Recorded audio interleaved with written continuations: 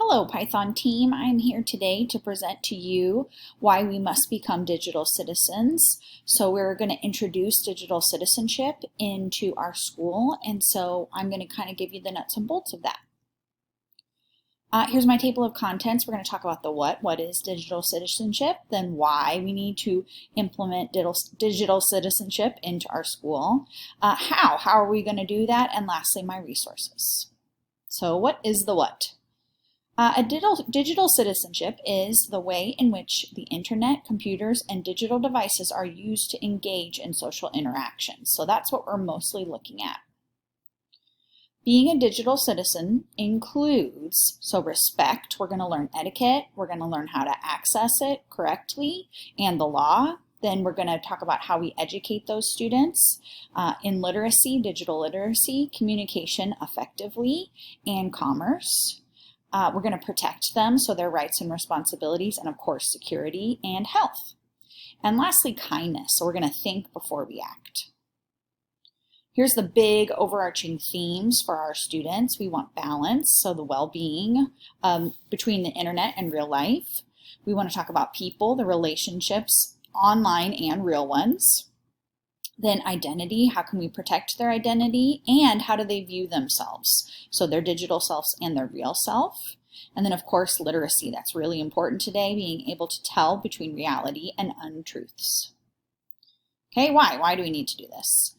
So there's a few legal reasons. One is E-rate. So E-rate is a federal fund for schools and libraries, and that's how we can purchase the internet, hardware, and telecommunications.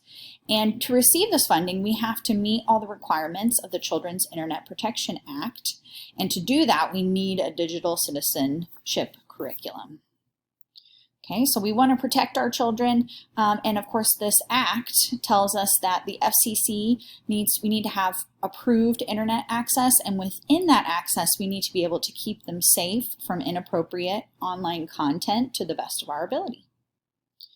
Okay, there's also the FERPA Act, which is Family Educational Rights and Privacy Act. This makes sure that the student information is kept safe, and that can be things like their address, their picture, their birth date, their student number even, so that needs to be kept safe and off the internet. And then COPPA, so Children's Online Privacy Protection Act, and this ensures that commercial companies can't advertise straight to our students. So all of the apps and the tools that we use will not collect information for our students because they're all under 13. We might have one 6th grader that's 13. All right, then how? How are we going to do this? We are going to first model digital citizenship. So that means that we are going to create safe passwords. We are not going to plagiarize. We're going to avoid email scams, which is hard. We've been bombarded with lots of email scams lately. And we're of course going to use social media appropriately. And to do this, to make sure that we can have all this, we need to have a K through 12 curriculum. So technology tools, one tool we can use is iSafe, and that's kind of a one-stop shop for internet safety. It's got everything from safe document storage to parent permission slips, digital programs, and acceptable use guidelines.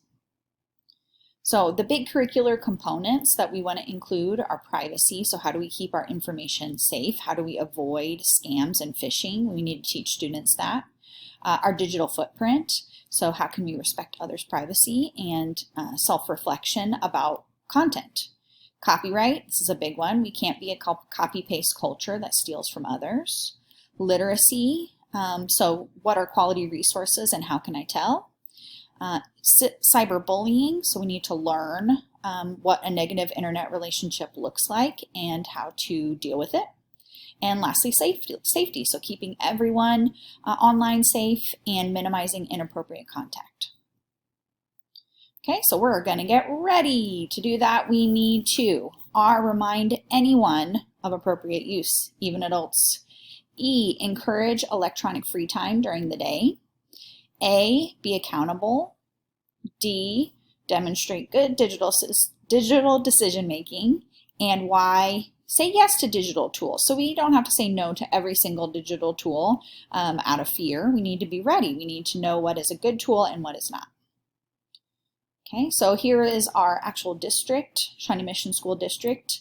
what we are looking at, so in the classroom, of course, we're one-to-one with iPads, so teachers will model the appropriate use, and students and parents have signed the appropriate use agreement. In the library, of course, our lovely library media specialist, she will integrate all the digital citizenship standards into her library lessons. And then, of course, beyond. So as a community, we agree to the strategic plan, and inside that strategic plan is a huge digital initiative. Okay, here are my resources. So many juicy resources. And thank you so much for your time. You let me know if you have any questions.